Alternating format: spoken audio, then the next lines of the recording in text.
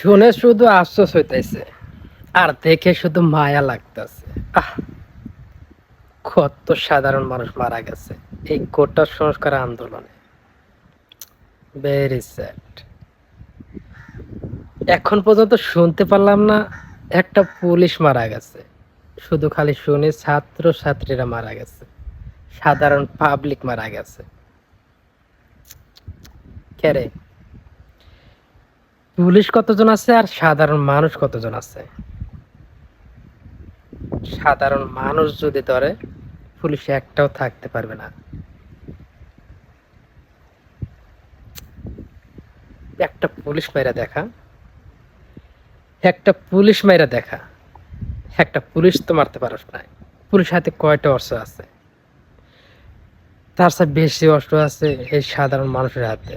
সাধারণ মানুষ যদি লাগে